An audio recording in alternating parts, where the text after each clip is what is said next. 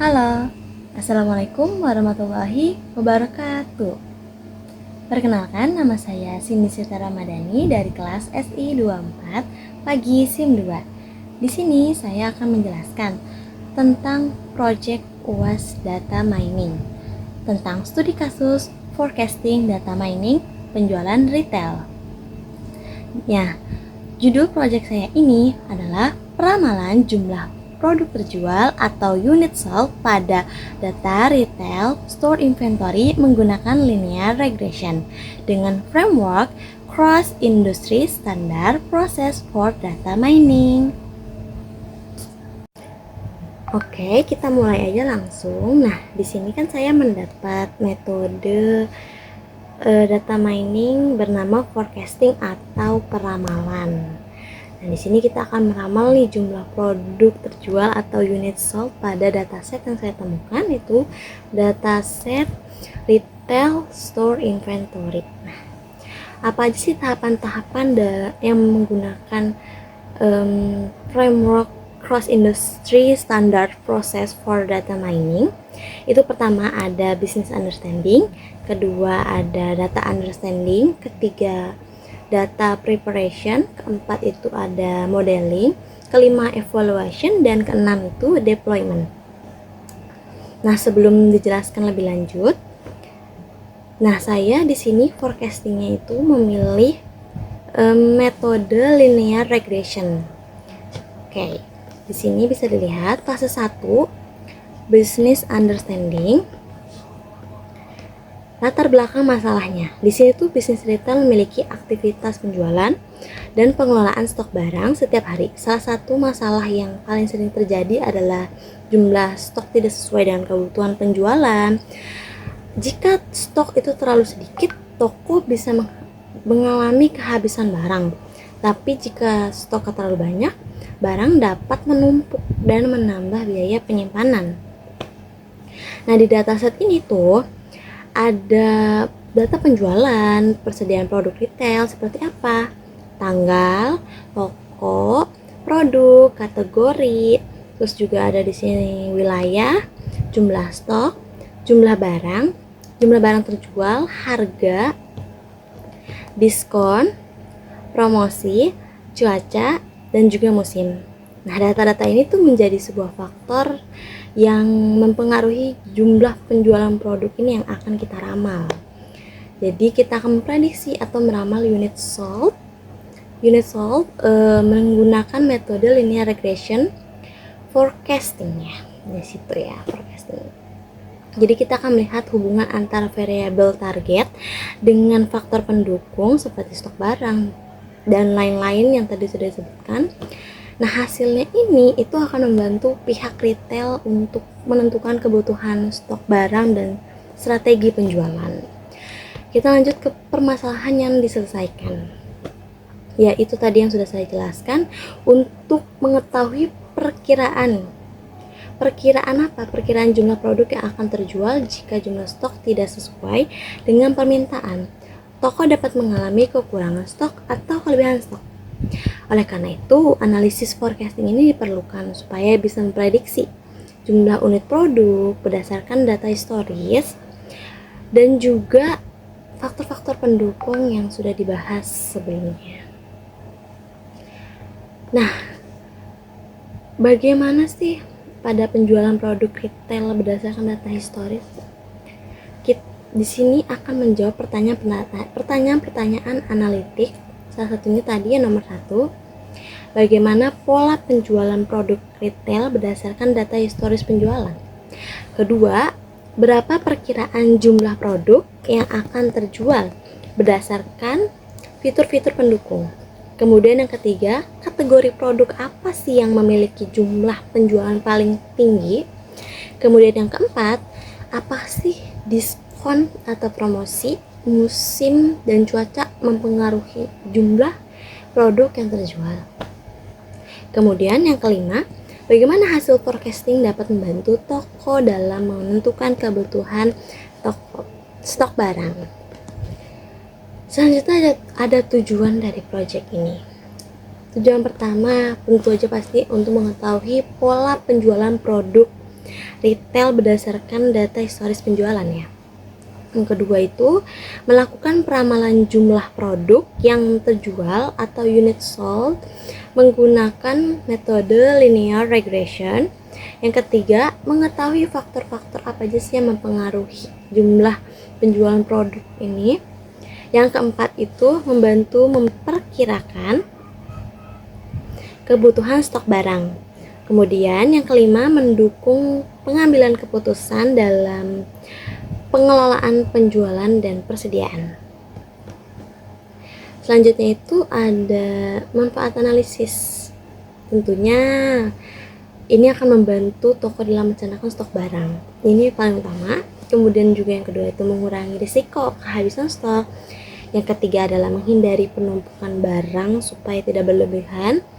Yang keempat, membantu menentukan strategi promosi dari penjualan.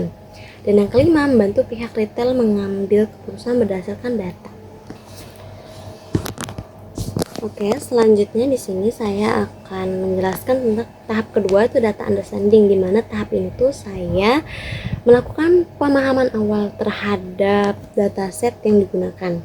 Jadi pertama saya mengimpor library yang dibutuhkan dari semuanya ya. Library yang saya butuhkan di sini dari Pandas, NumPy, Path, Matplotlib, Seaborn, terus juga serta beberapa library lainnya ya untuk modeling dan evaluasi. Jadi saya satukan hingga dipisah di fase-fase lainnya. Jadi di data understanding ini saya masukkan semua, saya import dulu semuanya.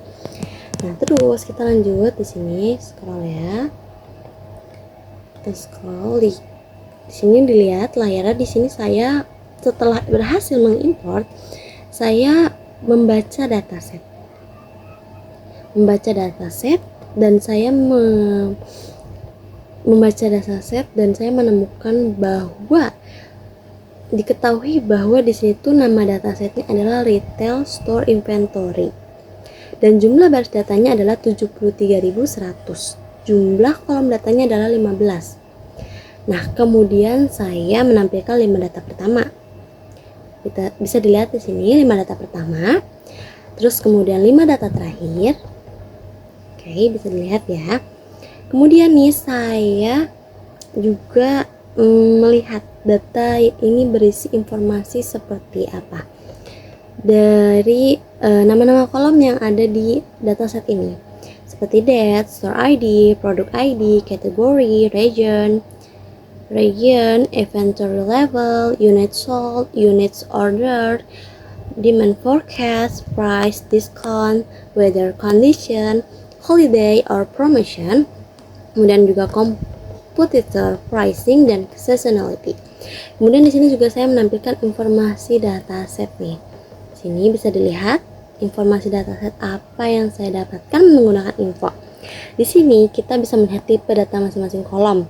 Dari hasil tersebut nih, diketahui bahwa dataset terdiri dari campuran data numerik, kategorikal, dan juga kolom tanggal.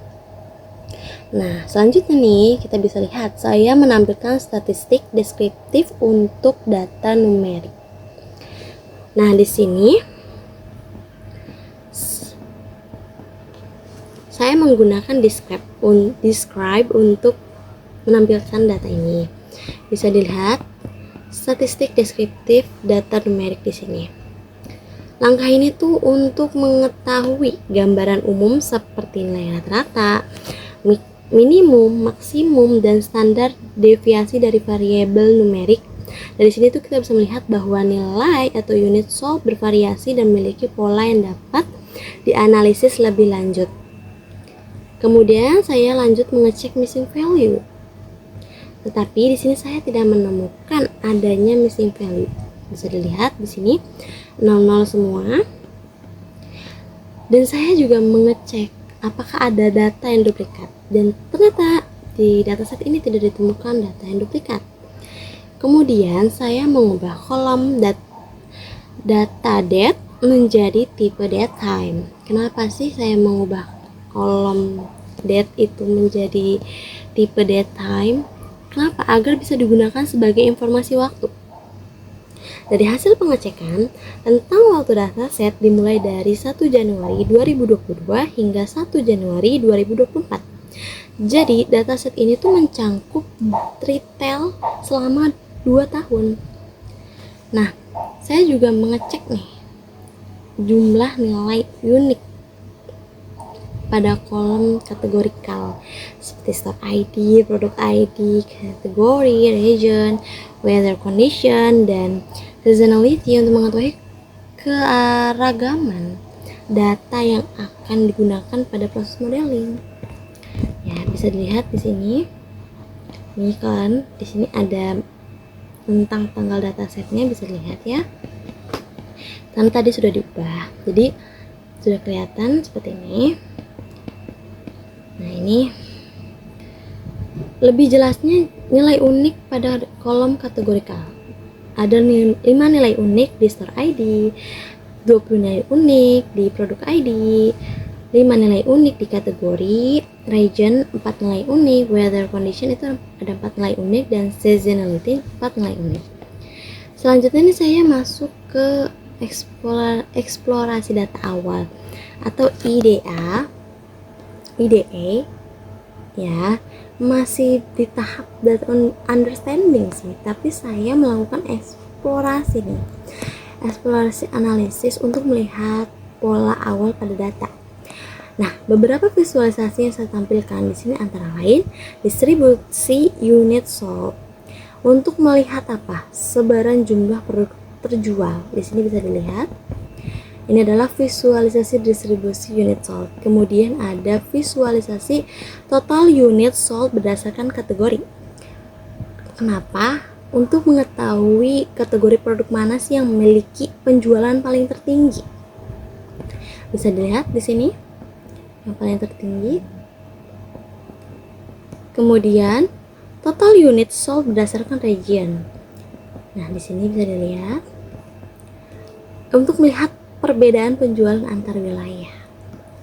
Kemudian selanjutnya total unit sold berdasarkan seasonality untuk mengetahui apakah musim itu berpengaruh terhadap penjualan. Bisa dilihat ini codingan dan visualisasinya. Kemudian saya juga mengecek rata-rata unit sold berdasarkan holiday atau promotion. Di sini ada visualisasinya, visualisasi rata-rata unit sold berdasarkan promosi atau saat liburan ya. Di sini bisa dilihat. Untuk apa? Untuk melihat dampak promosi atau hari liburan terhadap penjualan untuk berpengaruh atau tidak. Kemudian juga di sini ada tren total unit sold berdasarkan tanggal. Di sini bisa lihat visualisasinya ya, seperti itu ya grafiknya. Ini itu untuk melihat pola perubahan penjualan berdasarkan tanggal. Ya, bisa dilihat ini total unit sold-nya.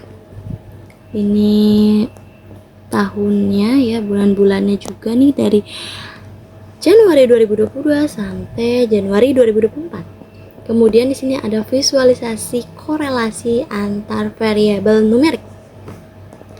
Di sini untuk melihat hubungan antar fitur numerik dengan target maupun sesama variabel. Nah, kesimpulannya ini, jadi kesimpulannya ini mendapatkan pemahaman awal bahwa penjualan retail tidak hanya dipengaruhi oleh satu faktor, tetapi dipengaruhi oleh faktor lainnya seperti stok barang, permintaan, harga, musim, promosi, wilayah, seperti itu. Selanjutnya ada fase ketiga atau data preparation. Tahap ini adalah persiapan data sebelum masuk ke modeling. Langkah pertama adalah data cleaning. Nah, di sini kan sebelumnya saya tidak menemukan missing value dan data duplikat, tetapi saya tetap membuat salinan dataset ke variabel baru agar data asli ini tetap aman. Lalu saya mengecek kembali apakah terdapat data duplikat.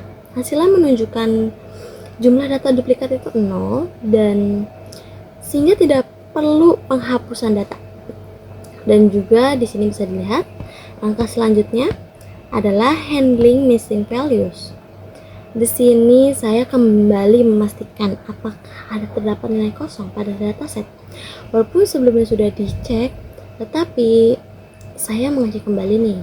Nah, kalau tidak ada, maka tidak diperlukan proses imputasi atau pengisian nilai kosong. Kemudian yang ketiga bisa dilihat, ini adalah transformasi kolom data.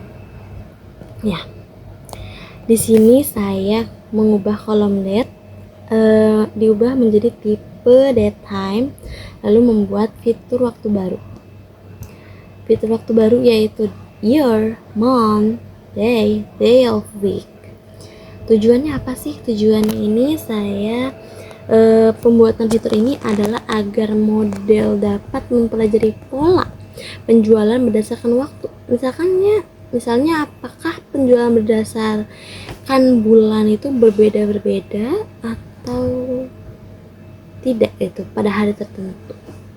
Langkah berikutnya, di sini ada apa? Encoding data kategorikal. Karena algoritma atau linear regression hanya dapat memproses data numerik, jadi maka kolom-kolom kategorikal ini seperti store ID, product ID, kategori, region, weather condition, seasonality, dan holiday information diubah menjadi bentuk numerik menggunakan label encoder. Ya.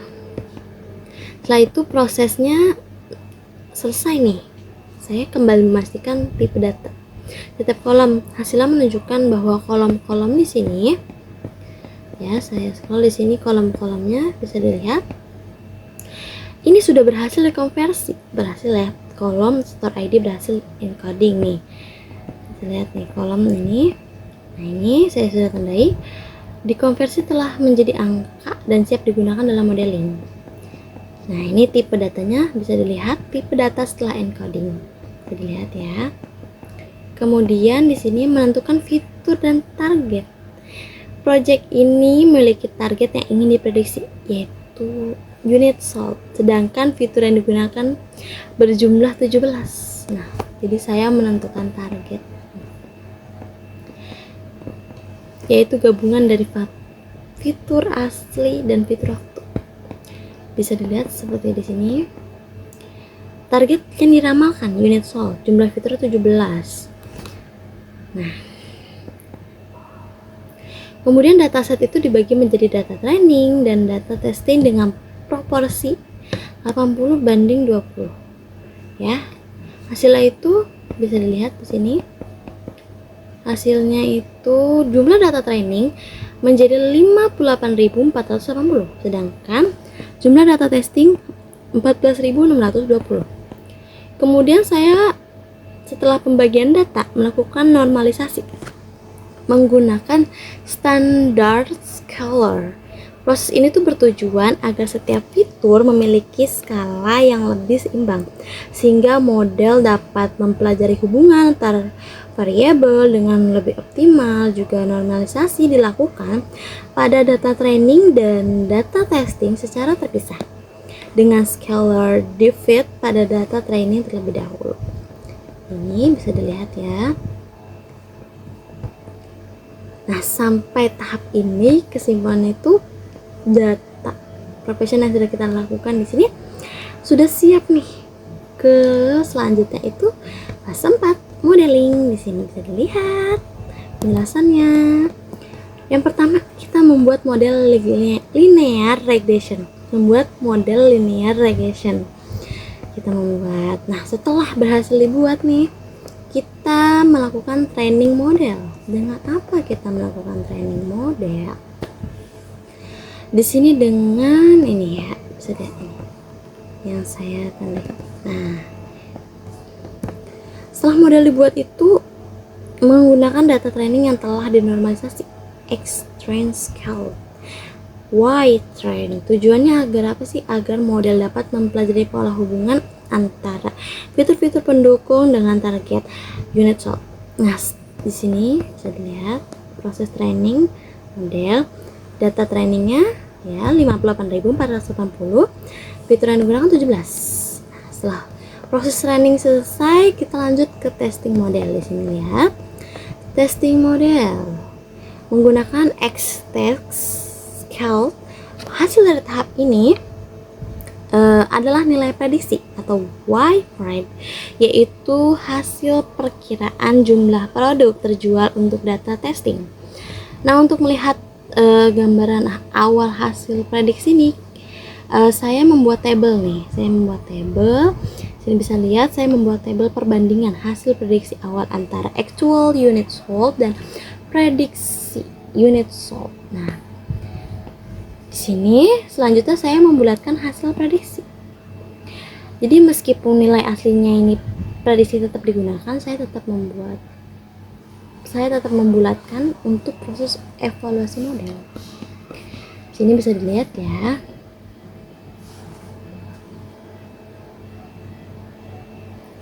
Nah, selanjutnya saya menampilkan koefisien model untuk melihat pengaruh masing-masing fitur terhadap target. Dari hasil koefisien ini terlihat bahwa beberapa fitur yang memiliki pengaruh cukup besar terhadap unit sold antara lain. Bisa dilihat di sini adalah apa? Demand forecast, inventory level, competitor pricing, units orders, dan beberapa fitur lainnya yang tidak bisa saya sebutkan satu persatu, banyak sekali. Nah, koefisien ini tuh membantu kita untuk memahami variabel mana sih yang paling kuat hubungannya dengan target. Misalnya nih, demand forecast memiliki koefisien paling besar, menunjukkan bahwa fitur tersebut sangat berpengaruh dalam prediksi jumlah produk terjual. Nah, pada tahap model ini saya juga menampilkan visualisasi perbandingan aktual dan prediksi. Di sini bisa lihat. Nah, ini adalah grafiknya ya. Nah, itu saja pada tahap data modeling ini yang menampilkan tadi sudah ada juga visualisasinya, gambaran awal mendekati data aktualnya tadi ya. Selanjutnya di sini fase 5, evaluation. Tahap terakhir dalam analisis adalah evaluation. Tahap ini tuh menilai seberapa baik sih model linear regression yang saya pilih dalam forecasting ini, dalam memprediksi, dalam meramal unit sold. Evaluasi ini dilakukan dengan membandingkan nilai aktual Y test nih dengan hasil prediksi Y prime. Metrik evaluasi yang digunakan adalah mean absolute error atau MAE, mean squared error atau MSE, root mean squared error atau RMSE, dan R score. Nah, di sini bisa dilihat saya pertama menghitung evaluasi modelnya tadi ya. Kemudian saya menampilkan hasil evaluasi model. Di sini hasil yang saya peroleh itu MAE-nya itu 7,4 sekian, 7,4186667. Kemudian ada MSI-nya